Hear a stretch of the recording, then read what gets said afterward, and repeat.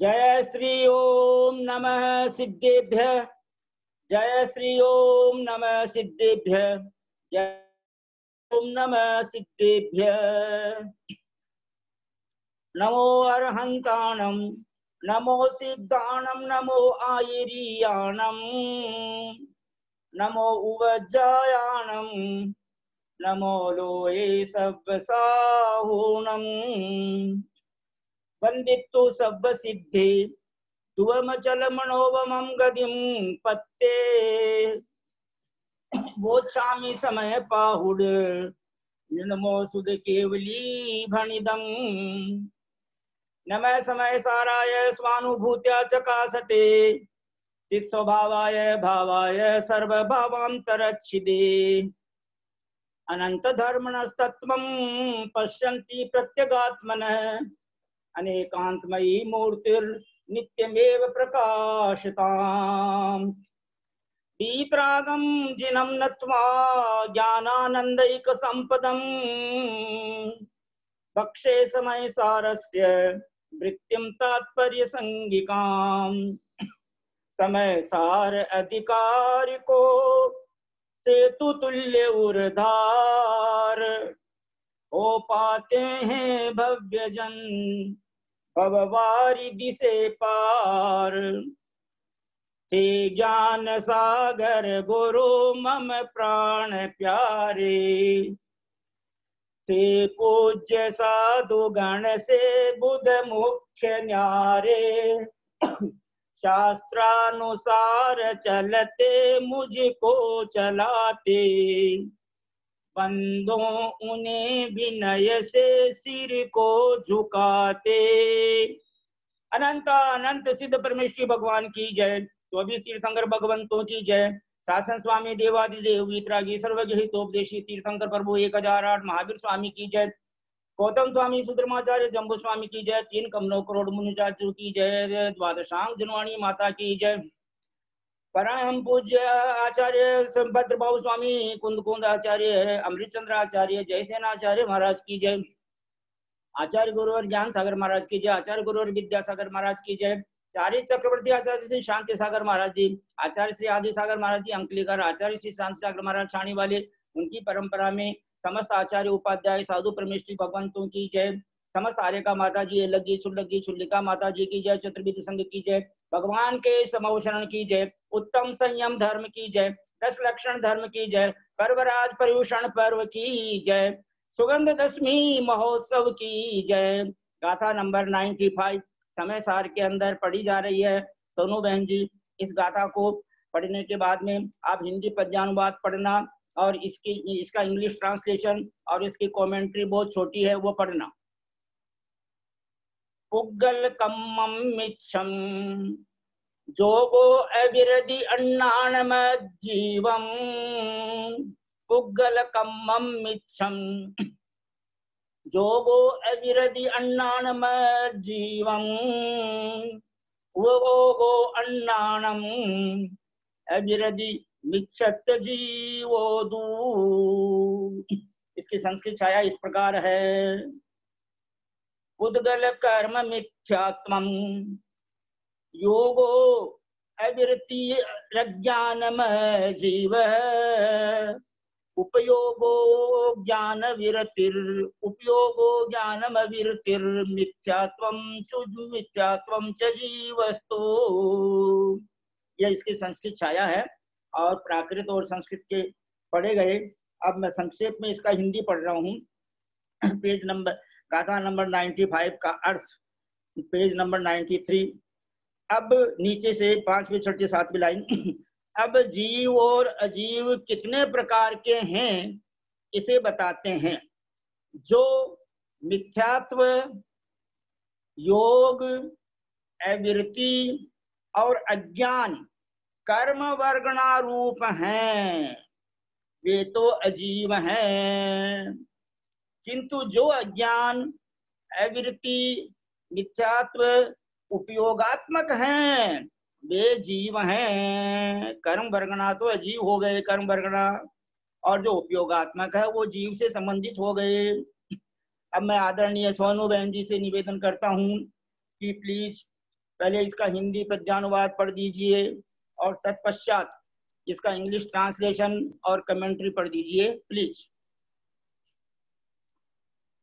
मिथ्यात से बन रही भव बीच फेरी, अज्ञान ओ अविरति त्रय योग वेरी, चारों अजीव जड़ पुद्गल शील वाले, ओ चार जीवमय है उपयोग वाले।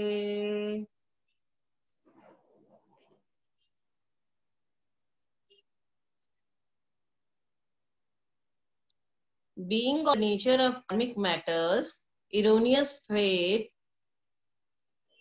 yoga of thought, words and deed, non-discipline and knee science pertain to Ajra, non-soul, being of the nature of self, upyoga, exercise, exines, non-discipline, erroneous faith pertain to soul. Because of the twofold aspect of karmas, each must be called by different names. When the bhava aspects is emphasized and the Ajit पंडित जी समझ नहीं आ रहा, एकदम धुंधला आ रहा है ये। And the ajiv mithyatva when the dravya aspect is emphasized. Similarly, such different names are to be applied to the rest of the modes from the different aspects. इस प्रकार ये इसका गाथा का हिंदी अनुवाद, हिंदी में इंग्लिश में अनुवाद पढ़ा गया, इसकी इंग्लिश में संस्कृत टीका की वो अनुवाद पढ़ा गया। अब मैं आज चूंकि 10 लक्षण पर्व जो है उसके बारे में बाद में हमारे प्रदीप कुमार जी पांड्या साहब, पप्पू भैया जी गाएंगे, इसलिए आज सोनू जैन जी के निर्देशानुसार पहले समय सार का स्वाध्याय प्रारंभ किया गया है। अब हम ग्रुप में जितने भी श्रावक श्राविकाएं हैं सब हाथ जोड़ लीजिए, विनय पूर्वक सिर झुका लीजिए, अभिमान छोड़ दीजिए। परम आदरणीय भैया जी ब्रह्मचारी जी श्री केसी जैन साहब को हम विनम्रता पूर्वक सादर वंदना निवेदन करते हैं, सादर प्रणाम, सादर पामाढोक, सादर चरण स्पर्श, और उनसे विनम्र निवेदन करते हैं कि आप हमें इस गाथा नंबर 95 का अर्थ समझाने की कृपा करें, ताकि हमारा मिथ्यात्व, अवृत्ति, अज्ञान सबका क्षय होकर के हमें केवल ज्ञान की प्राप्ति हो जाए। प्लीज आदरणीय केसी जैन भैया जी साहब, सादर वंदना। वंदितु सव्व सिद्धे ध्रुवम चलम नोवमं गदिं पत्ते, वोच्छामि समय पाहुड मृणमो सुध केवली भणियम। नमः समय साराय स्वानुभूत्या चकासते, चित स्वभावाय भावाय सर्व भावांतरच्छिदे। बोले देवादिदेव महावीर भगवान की जय। बोले आचार्य कुंद कुंद स्वामी महाराज की जय। बोले आचार्य अमृतचंद्र स्वामी महाराज की जय। बोले आचार्य जयसेन स्वामी महाराज की जय। बोले आचार्य ज्ञान सागर महाराज की जय। बोले आचार्य गुरुवर विद्यासागर महाराज की जय। बोले आचार्य वर्धमान सागर महाराज की जय। सरस्वती नमस्तुभ्यं वरदे काम रूपिणी, विद्यारंभम करिष्यामि सिद्धिर्भवतु मे सदा। बोले द्वादशांग जनवाणी माता की जय। परम पूज्य सहिष्णु सागर मुनि महाराज की जय। परम पूज्य ज्ञानी ध्यानी तपस्वी सिद्धांत वेता प्रकांड विद्वान मुनिवर श्री प्रभव सागर महाराज की जय। आज संयम दिवस, उत्तम संयम दिवस है, तो उसकी व्याख्या अपन बाद में कर लेंगे। पहले थोड़ा सा समय सार की आज जो गाथा अपन ने पढ़ी है उस पर विचार कर लेते हैं। कल अपन ने एक प्रश्न छोड़ दिया था कि भाई ये जो मिथ्यात्व है, अविरति है, अज्ञान है, ये भी दो प्रकार के होते हैं। हमारे साथ में मिथ्यात्व भी है, मान लीजिए जिनके साथ में है, और अज्ञान भी है। मिथ्यात्व होगा तो उसको अज्ञान मानना ही पड़ेगा अपने ज्ञान को। और आज जो उत्तम संयम धर्म की बात चल रही है तो उसका विपरीत क्या है? संयम का विपरीत है अविरति। ये अविरति भी जो है अनादिकाल से चल रही है। देखो, बहुत से लोग ऐसा कह देते हैं कि माने तो नियम लेने कोई नियम है, माने नियम नहीं लेने कोई नियम है ना, ऐसा भी कह देते हैं। इसलिए कोई भी उनको नियम दिलाया जाता है तो झट से भाग जाते हैं और बोलते नियम लेने से क्यों उसी, मैं को नहीं करा, बस ठीक है, दैट इज एनफ। तो ये बात जो है, ये अविरति की जो भावनाएं होती हैं उनसे ऐसी बातें निकलती हैं। वो कोई चीज का व्रत लेना ही नहीं चाहते हैं, कहीं बंधना ही नहीं चाहते हैं, कोई बाउंड्री लगाना ही नहीं चाहते हैं, वो लक्ष्मण रेखा का अर्थ ही नहीं जानते हैं, वो तो खुले ही घूमना चाहते हैं। 3 लोक की संपदा का पूरा परिग्रह का पाप उनको चढ़ रहा है, इसका उनको भान ही नहीं है। तो ये अविरति मिथ्यात्व है ही है पहले, और मिथ्यात्व चला भी जाए और विरत का भावना नहीं आवे तो चौथे गुण स्थान में भी इस तरह के जीव होते हैं बहुत सारे, जिनको व्रत का भाव ही नहीं आता है। यद्यपि कह देते हैं कि हमारे तो सम्यक्त्वाचरण चारित्र तो हो गया, वो सम्यक्त्वाचरण चारित्र हो गया तो ठीक है, बहुत अच्छा है, आपका आचरण वगैरह शुद्ध हो गया, बहुत अच्छी बात है, आपको अच्छा कुल मिला हुआ है, इसलिए उस कुल के कारण से ही आपके आचरण बहुत अच्छे हैं, आप मांस मदिरा आदि नहीं पीते हैं, ठीक है, बहुत अच्छी बात है। लेकिन आपने व्रत नहीं लिया, व्रत रूप से आपने अपने भाव नहीं बनाए, मैं त्याग नहीं करूंगा ऐसा भाव नहीं बनाया, तो ये क्या कहलाएगा? ये अविरति कहलाएगी। आज जो संयम, उत्तम संयम दिन है हमारा, उस दिन धूप खेना वगैरह तो चलो अपनी जगह है, वो तो कोई बात नहीं, वो तो अपनों कर्मों को जलाने के लिए किया, लेकिन संयम धारण हुआ कि नहीं हुआ, 1 इंची भी संयम धारण में आगे बढ़े कि नहीं बढ़े, ये चिंतन करना अपने लिए ज्यादा जरूरी है। तो क्या हुआ? ये अविरति भी, ये मिथ्यात्व भी, ये अज्ञान भी। यहाँ कहा गया था कि ये 2 प्रकार के हैं। अब यहाँ जब 95 की गाथा में अर्थ करेंगे तो क्या मिलेगा? पुग्गल कम्मम मिच्छम जोगो अविरति अन्नाणम अजीवम।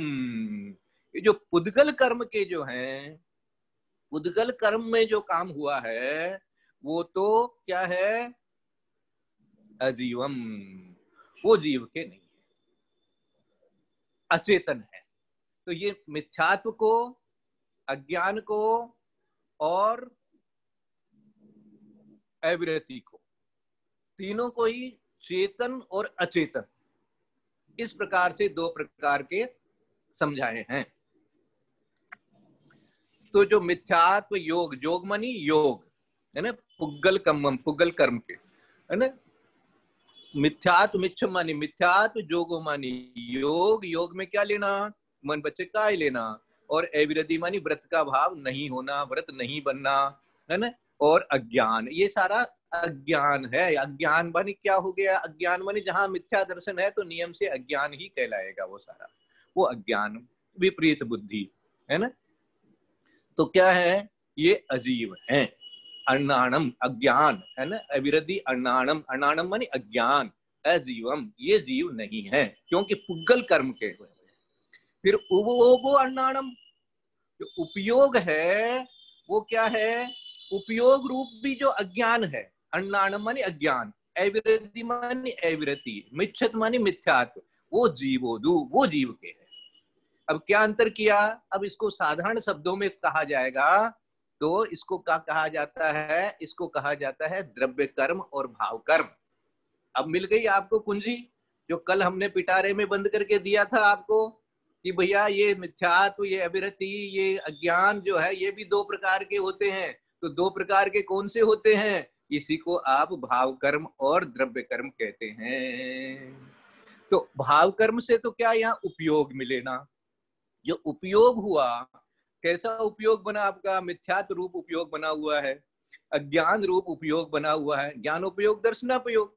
तो जो उपयोग है आपका, ज्ञानोपयोग जो है वो अज्ञान रूप से बना हुआ है, और इस रूप से बना हुआ है आपका, मिथ्यात रूप से बना हुआ है, और अविरति रूप से आत्मा में ऐसा ही उपयोग बना हुआ है।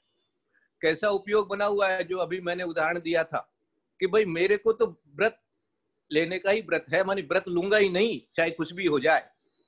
और यहाँ तक भी देखो, एक बार ऐसे स्वाध्याय में ये बात आई थी, बहुत वर्षों पहले की बात है। बहुत ज्ञानी स्वाध्याय करने वाले और जो बहुत अच्छा समय सार इत्यादि को बहुत अच्छी तरह से मनन करने वाले थे, उन्होंने मुझसे पूछा कि भाई जो व्रत लिया जाता है तो वो किसी के सामने लेना जरूरी है क्या? अपने आप अपने मन में नहीं लिया जा सकता है क्या? तो हमने कहा भाई ऐसा तो आपका कहना ठीक है, प्रश्न तो अच्छा है, लेकिन वास्तविकता यही है कि देव शास्त्र गुरु इनकी साक्षी में ही या पंच परमेष्ठी की साक्षी में ही अपने को व्रत लेना चाहिए, ऐसा कहा गया है। क्यों? अब देखो, गुरु के सामने क्यों लिया जाता है या और सबके सामने क्यों लिया जाता है? शादी ब्याह जब अपन करते हैं, विवाह करते हैं, तो इतना ढोल धमाका किस लिए किया जाता है? इतने लोगों को किस लिए इकट्ठा किया जाता है? ये सामाजिक एक संयम धारण करने का पर्व है। सामाजिक रूप से वो एक संयम धारण करते हैं दोनों स्त्री पुरुष, कि भाई मैं आज से इसके अलावा किसी के प्रति मेरा मोह नहीं रहेगा, इस प्रकार का रतिभाव का, और इसी तरह का जो भाव होता है, तो ये एक संयम बन गया, स्वधारा संतोष रूप से आपका संयम बन गया। तो ये जो किया गया, तो उसके लिए ये इतने लोगों को बुला करके करने की, और भगवान के साक्षी बना करके और पूजा वगैरह करके और फेरे लेकर के, ये सब क्यों किया गया? इसीलिए किया गया।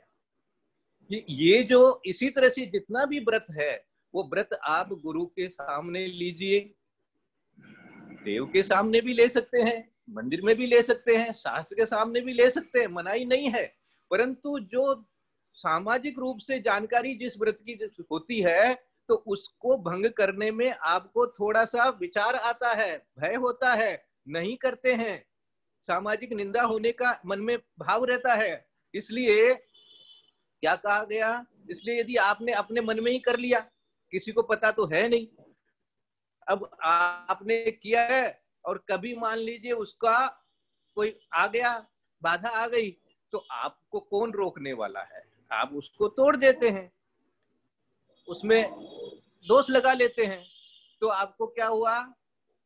कोई फर्क नहीं पड़ा, ऐसे आपको लगा जैसे भाई मेरे से जितना दिन निभा उतना दिन कर लिया, है ना। जैसे कई लोग आजकल एक ऐसी परिपाटी चला दिए हैं कि मारे जितनी देर मैं नहीं खानू खाऊं उतनी देर का त्याग है, जितनी देर पानी नहीं पीऊं उतनी देर का त्याग है। ऐसा नहीं होता है, आपको समय की सीमा आदि बांध करके ही त्याग किया जाता है, तो ऐसा बनाना चाहिए।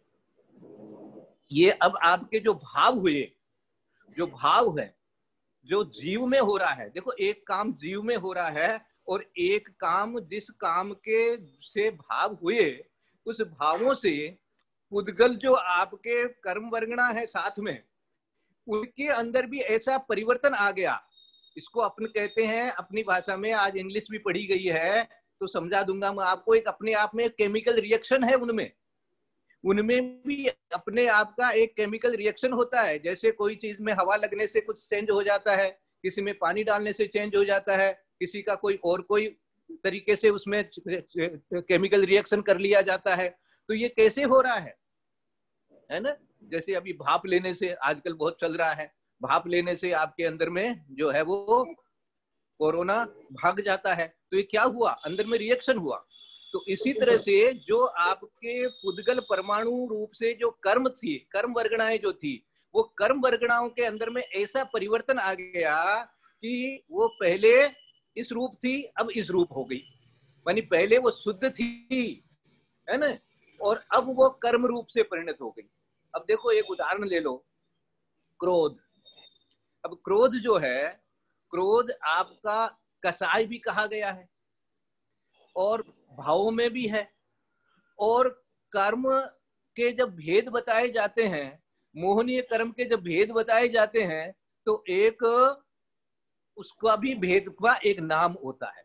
जो द्रव्य कर्मों की अपन ज्ञानावणी, दर्शनावणी, वेदनीय आदि जो मोहनीय के इतने सारे भेद बनाए, दर्शन मोहनीय का भेद बनाया, चारित्र मोहनीय का भेद बनाया, कसाय के इतने नाम है, प्रत्याख्यान, प्रत्याख्यान, अनंतानुबंधी इत्यादि सारा जो बताया है, ये सारा क्या है? ये सारा दो प्रकार का है। एक तो उस प्रकार के आपके भाव, और एक वो जो कर्म वर्गणाएं हैं उनमें उस रूप की शक्ति, यानी जो स्थिति, अनुभाग, ये सब बताया गया है, प्रकृति, प्रदेश, ये किसका बताया गया है? ये उन पुद्गल वर्गणाओं की अपेक्षा से बताया गया है। जीव में कुछ नहीं होगा, जीव में उपयोग ही होगा, लेकिन उपयोग जो है वो मिथ्यात्व रूप से होगा, अज्ञान रूप से होगा, और क्या होगा? अज्ञान रूप से, मिथ्यात्व रूप से, और तीसरा क्या दिया हुआ है? अविरति रूप से। तो अविरति रूप से भी आपका भाव रहेगा। ये आपका उपयोग ही ऐसा चल रहा है उस समय, आपके अंदर में ऐसी भाव ही नहीं हो रहे हैं व्रत लेने के। तो व्रत लेने के जब भाव नहीं होते हैं तो उसी प्रकार के, देखो अब आपका मान लो चौथा गुण स्थान भी हो गया है, चौथा गुण स्थान भी हो गया, सम्यक दर्शन भी हो गया, बहुत अच्छा, यह शायद सम्यक दर्शन भी हो गया, ऐसे भी समझो चतुर्थ गुण स्थान वाले के इतना भी संभव है। फिर भी अभी व्रत लेने का भाव नहीं चल रहा, अविरति चल रही है। इसलिए चौथा गुण स्थान अलग बनाया, पांचवा अलग बनाया, छठा अलग बनाया, और फिर सातवां और बनाया। भावों का ही बात है वहां पर। मानी आपको सम्यक दर्शन यहाँ भी है, तो शायद सम्यक दर्शन भी हो सकता है और शुद्ध हो सकता है एकदम, जैसा शायद सम्यक दर्शन का अर्थ मिथ्यात्व का कोई नाम निशान नहीं, वापस कभी आएगा नहीं। आत्मा का स्वरूप अच्छी तरह से ज्ञान में आ रहा है, सब जान रहे हैं, बहुत अच्छी तरह तत्वों का सावधान हो रहा है, परंतु भाव ही नहीं है कि हम अनुव्रत तो ले लें, भाव ही नहीं है कि हम इतना त्याग तो कर दें, परिग्रह का थोड़ा परिमाण तो कर लें। इस प्रकार का जो भाव नहीं हुआ, ये जो उपयोग है, ये उपयोग तो आत्मा का है, इसको सचेतन कहेंगे।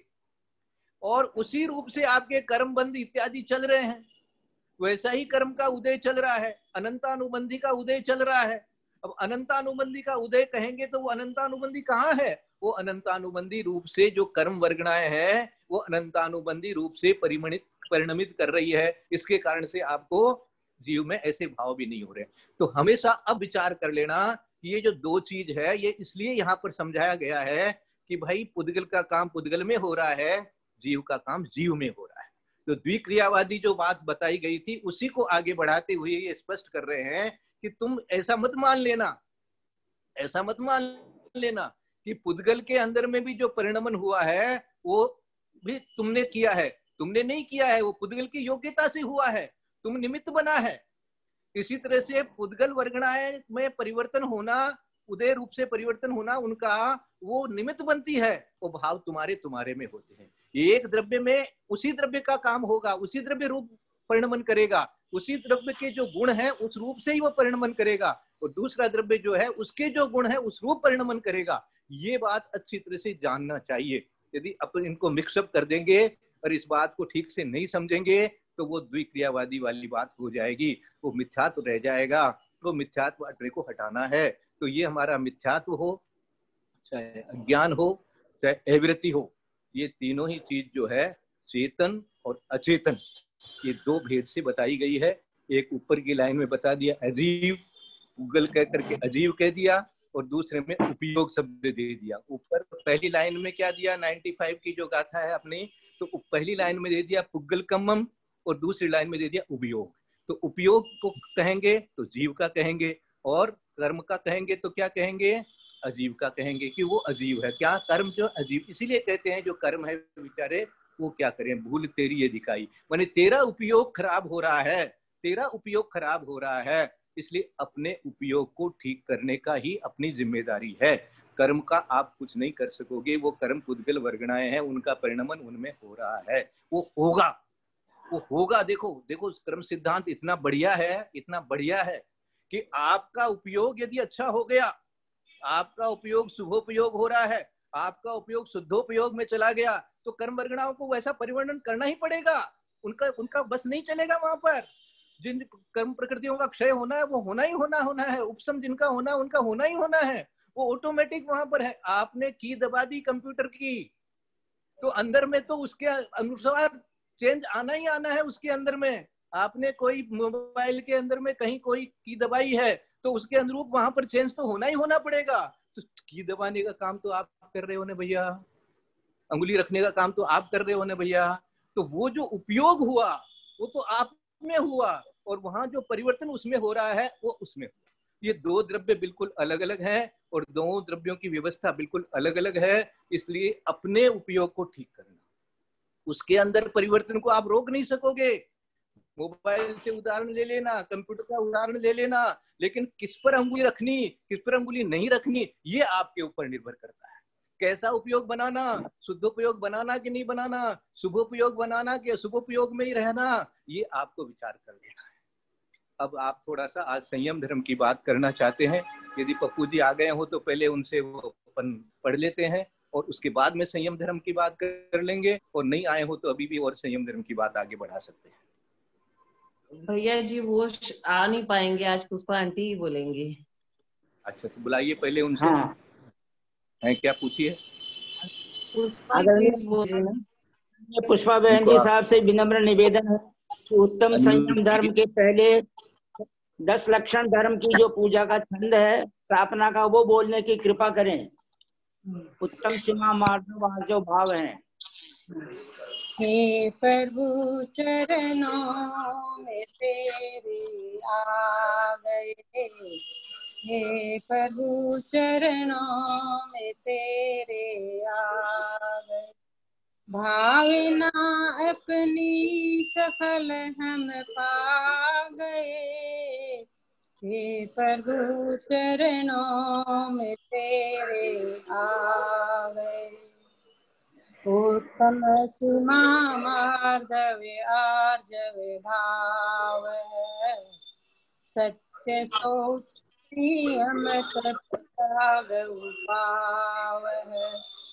आँकी चन ब्रह्मचर्य धर्म 10 सार है, गति दुख ते काढ़ मुक्ति करतार है, गति दुख ते काढ़ मुक्ति करतार है।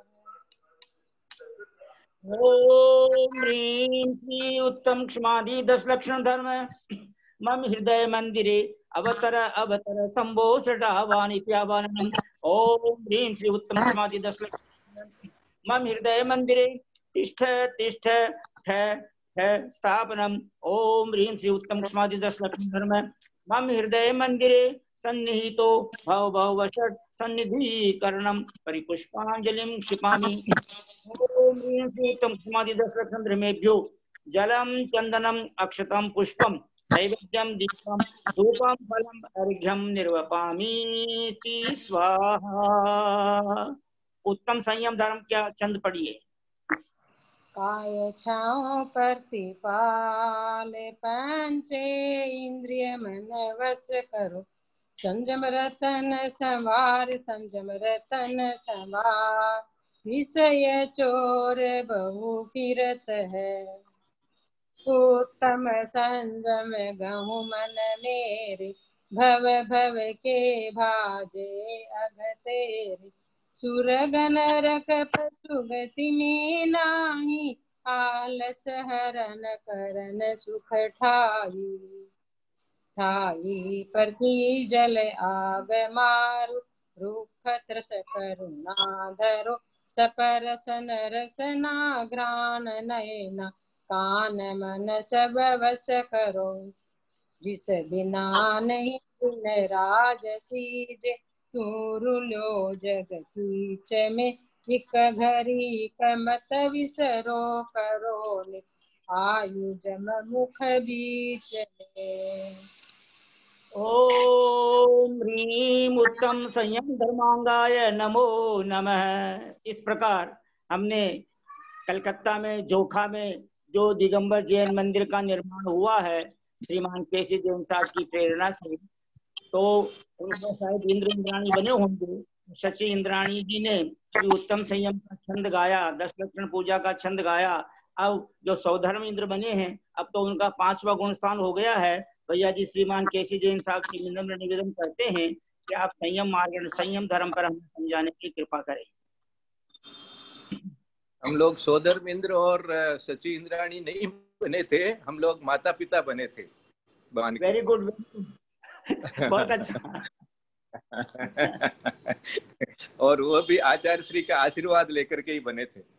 गए थे आचार्य श्री के पास में, आचार्य श्री से पंच कल्याण का आशीर्वाद लिया और फिर आचार्य श्री से निवेदन किया कि गुरुदेव वैसे तो व्रत है ही, लेकिन फिर भी आज माता पिता बनने का सौभाग्य मिल रहा है, तो हमको आज्ञा दे दीजिए। बोले ठीक है, कोई बात नहीं है।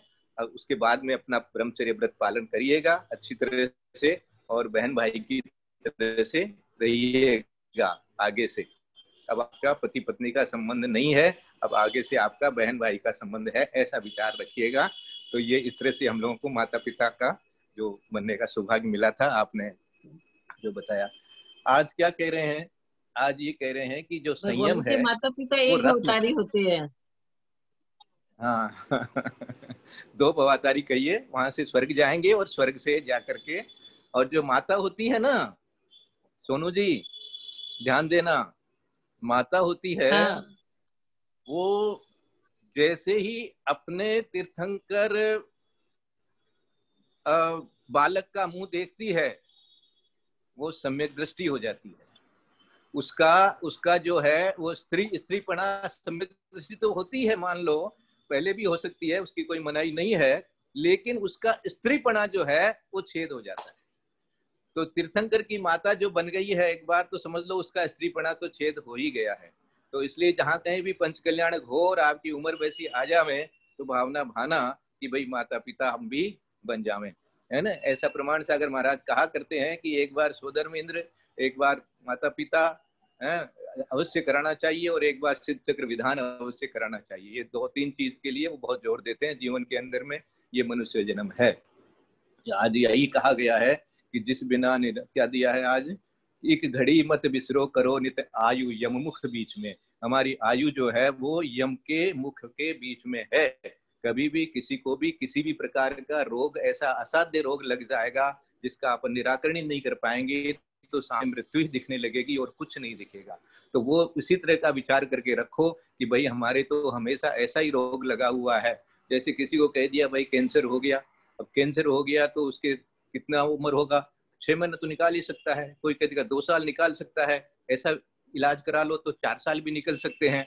तो अभी 4 साल निकलेंगे कि नहीं निकलेंगे वो तो बाद की बात है, लेकिन उसको तो उसी समय से डर हो गया ना कि भाई कुछ भी हो सकता है।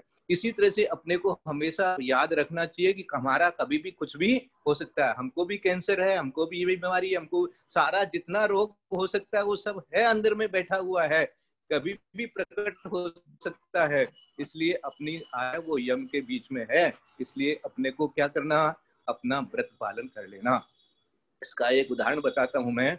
हमारे भाई साहब जो थे सबसे बड़े वाले, जो मुनि तो नहीं बन सके लेकिन वैसी की वैसी वो वृत्ति किया करते थे, तो उनको एक बार मैंने कहा भाई साहब आप इतना शरीर को क्रश कर लिए हैं, इतना व्रत उपवास कर रहे हैं, इतना संयम कर लिए हैं, आज के दिन ही उनकी जो थी, एक तरह से कहना चाहिए समाधि हुई थी, आज सुगंध दशमी के दिन ही उनका देहावसान हो गया था। तो उनको हमने ये कहा था कि इस तरह से आप इतना क्यों करते हैं सर? तो उन्होंने एक बात मेरे को उस समय बताई थी, बोले रे भैया असंयमी रह करके 10-5 बरस और भी जी जाएंगे तो क्या फायदा मिल जाएगा। असंयमी रह करके 10-5-20 बरस और भी जी जाएंगे तो हमें क्या मिल जाएगा।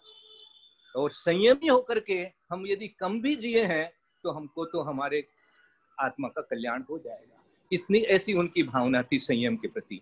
और इसके लिए जो रतन वाली बात है, यद्यपि इसका अर्थ वगैरह तो सबको मालूम ही है कि संयम 2 प्रकार का होता है, एक प्राणी संयम कहलाता है और एक इंद्रिय संयम कहलाता है। इसलिए सबसे पहले दिया काय छो प्रतिपाल, ये तो काय को 5 तो स्थावर और 1 त्रस, ये 6 काय के जीव होते हैं, और 5 इंद्रिय मन बस करो, 5 इंद्रियां और मन, ये है इंद्रिय संयम। यानी इंद्रियों को बस में करना और इसीलिए अपने यहाँ सबसे पहले बताया ये मत खाओ, वो मत खाओ, ये छोड़ो, ये छोड़ो, वो छोड़ो। क्यों छोड़ा जाता है? इसीलिए कहा जाता है क्योंकि रसना इंद्री जो है वो सबसे मानी बलवान होती है। तो इसको रोकने के लिए ये खाने पीने के ऊपर में जो है रिस्ट्रिक्शन लगाए जाते हैं। इसको ऐसा मत मान लेना कि यार आपका धर्म तो ये सब है, जब जाओ तो बोलो ये मत खाओ, वो मत खाओ, ये सब बताया जाता है और कुछ नहीं है। ऐसा कुछ नहीं है, ये आपको अपने संयम के लिए आवश्यक है, इसके बिना आपका काम नहीं होगा।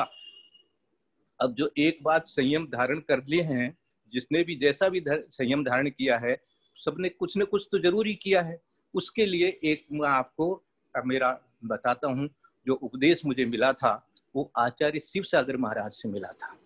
आचार्य शिव सागर महाराज हमारे जोबनेर में गांव में आए थे, तो उस समय उन्होंने जो प्रवचन किया था वो प्रवचन मुझे याद रहता है। मैं बालक था, 13 वर्ष की उम्र मेरी रही थी उस समय, तो लेकिन समझ में तो सब आता ही था। तो उन्होंने एक बात बताई थी कि एक भंगन, जिसको अपन क्या हरिजन बोलते हैं या सफाई करने वाले बोलते हैं, आजकल तो बहुत अच्छे अच्छे उनके लिए नाम लिए जाते हैं, तो सफाई कर्मचारी या कुछ भी कहो, तो वो जा रही थी एक रास्ते से, तो वो अब पानी का छिड़काव करते हुए जा रही थी। तो किसी ने पूछा कि भाई तुम ये पानी का छिड़काव करते हुए, भूमि को शुद्धि करते हुए क्यों जा रही हो? तो उसने उत्तर दिया कि इस रास्ते से यदि कोई ऐसा व्यक्ति निकल गया हो जिसने व्रत लिया हो और भंग कर दिया हो, तो ये रास्ता अपवित्र हो गया, इसलिए मैं इस रास्ते को शुद्ध करती हुई चल रही हूं। तो आचार्य महाराज ने समझाया कि असली भंगी कौन है? भंगी तो जो व्रतों को भंग करता है वो भंगी होता है। ये सफाई करने वाले तो बेचारे सेवक होते हैं। तो ये जो बात उन्होंने बताई आचार्य शिव सागर महाराज ने, है ना, विद्यासागर महाराज के गुरु ज्ञान सागर महाराज, ज्ञान सागर महाराज के गुरु शिव सागर महाराज, वो बात मुझे बचपन से अभी भी याद है। यद्यपि हमारे भी व्रतों में कई बार दोष भी लगते हैं, अत्याचार भी लगते हैं, उनका प्रायश्चित भी करते हैं, वो अलग बात है, परंतु ये बात मुझे हमेशा याद रहती है। और आज मैं संयम के दिन, उत्तम संयम के दिन आप सबके साथ में शेयर करी है, इसको आप लोग विचार करिएगा। मेरे ख्याल से समय हो ही गया दिखता है करीब करीब। तो यदर्थ मात्रा पदवाक्यहीनम मया प्रमादादि किंचनोक्तम तन्मे क्षमित्वा विदधातु देवी सरस्वती केवल बोध लब्धि बोधि समाधि परिणाम शुद्धि स्वात्मोपलब्धि शिव सूक्ति सिद्धि चिंतामणि चिंतित वर्तमाने त्वं वंदे मानस महासुखी। या वाणी के ज्ञान की लोका लोक तो वाणी नमो प्रकाशी तो हे जिनवाणी भारती तो रे तो तेरा शरण है